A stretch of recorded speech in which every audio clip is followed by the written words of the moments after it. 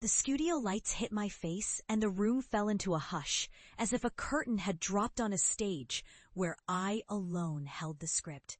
And I felt the weight of every choice I had ever made press against my ribs. Because I am Helena Montez, 35, a senior bank executive who can read a balance sheet and sense a storm in a single sentence. And my hidden ambition is not just to climb the ladder, but to redraw the map itself, to plant my flag at the very peak where decisions are born. And tonight, the personal event that frames this episode is a moment meant for joy, but already stitched with strategy. The moment he asked me to marry him on live television, a spectacle meant to seal our future in front of millions, while I watched a city of curious eyes and knew the room would remember the name, even if they forgot the truth behind the smile. The thought slides in that I should savor this triumph, but also guard against the trap it represents, because I have learned that theater can move market. I stood there with the ring warming against my finger, and the audience breathing in unison with the click of the cameras, and in that breath, I felt the old ache that 2 hours of romance can mask a lifetime of reading rooms, the kind of ache that tells me the stage is mine to write on, not only for happiness, but for leverage, for a plan that would prove to every skeptic that a woman can command both love and a ledger, that a smile can be a strategy, and a vow can be a covenant with results. The moment of public vow looked perfect from the outside, a gold ring catching the light as if it held a drop of daylight, and as the host pressed us toward the next line, I let the words fall from my lips with practiced warmth. Yes, I would marry him. Yes, I embraced a future that looked tidy in front of a national audience, and I felt the room tilt toward blessing, and I heard their hearts beat in unison with mine. But inside, I cataloged the steps I would take after the cameras faded. I measured the room the way I measure a trading floor, with every exit and every entrance, every murmur of a rumor that could become a signal, because my hidden ambition was never to be the bride on a stage, but the captain behind the wheel when the tide turned. And I knew the most dangerous truth about love is that it can be weaponized, that public faith can be converted into private power. And I would not let that happen to me. He spoke of forever with a brave, hopeful cadence, and the ring on my finger sparkled like a mischief I could nonetheless obey. And as the crowd cheered, I felt a quiet wind rise inside me, the kind that comes when you realize the wind was always there, waiting for you to lean into it and steer. After the applause faded, after the cameras clicked one last time, and the air tasted of sugar and tension, I let my mind move the chess pieces for the first time. Not toward a life of quiet partnership, but toward a plan that would unite two worlds in a way that would reveal how quickly a moment of romance can become a map to which doors to push open and which to close. I had watched so many deals either stall at a wedding altar or rush to a retreat when real money began to speak.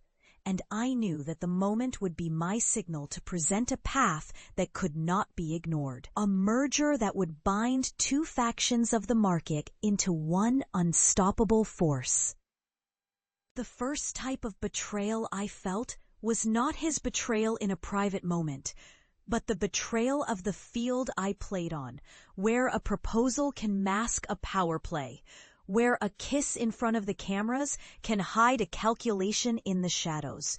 And I heard the whispers that he had his own designs, that he believed the ring would shield him from consequence, that the future would bend to his will if I stayed within the script.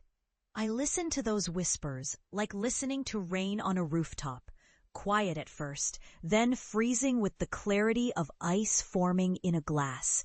And I realized I had to move not with fear, but with calculated mercy for the people who trusted me and the people who would not.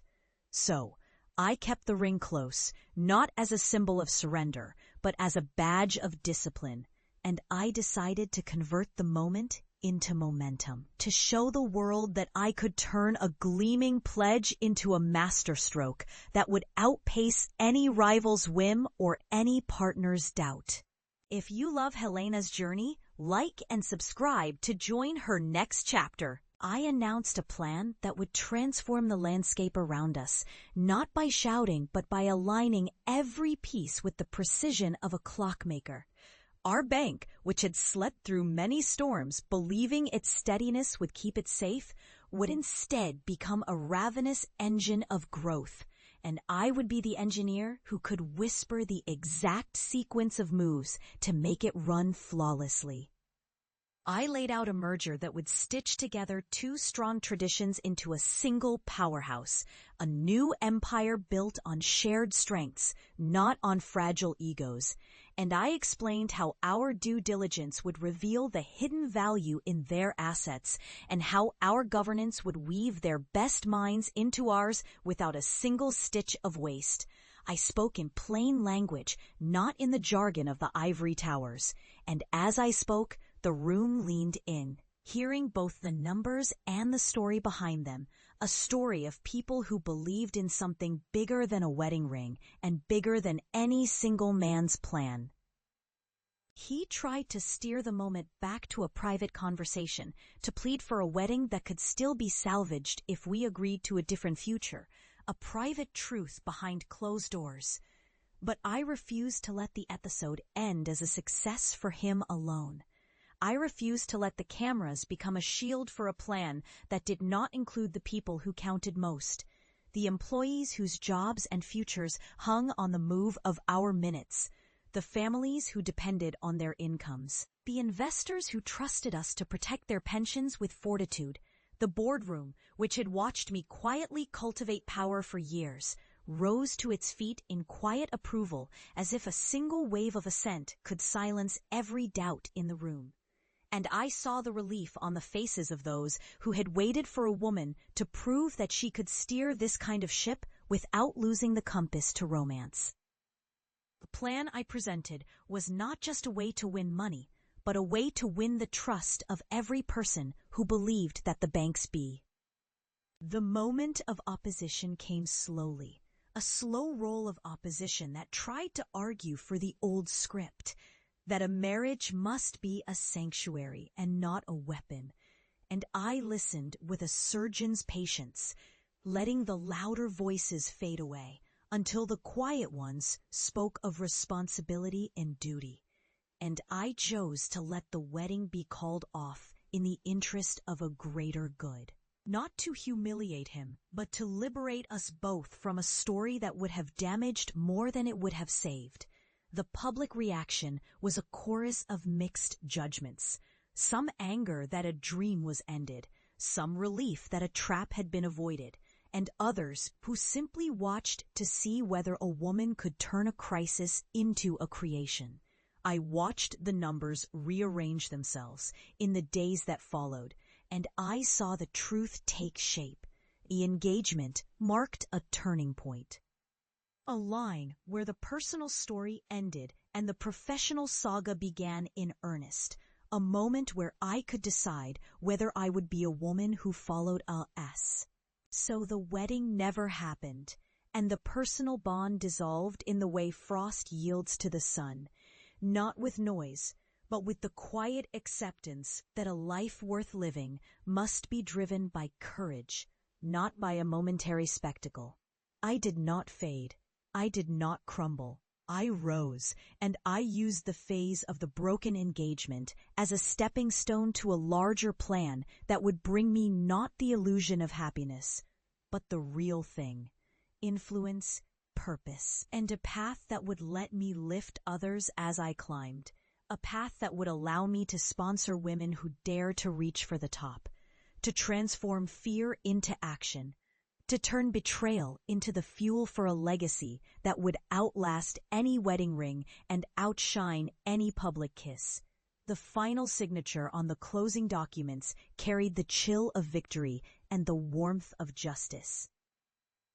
The kind of justice that comes not from vengeance alone, but from the satisfaction of knowing that the right choice can save many futures and also redeem the future of a self who never If you love Helena's journey, like and subscribe to join her next chapter. Stay tuned for what comes next, because this is only the beginning of a long, bright path where every decision counts and every risk pays back many times over. And I invite you to walk with me, to watch me navigate the storm and emerge with a stronger future for all of us. So please, like, subscribe, and share to join Helena's next chapter.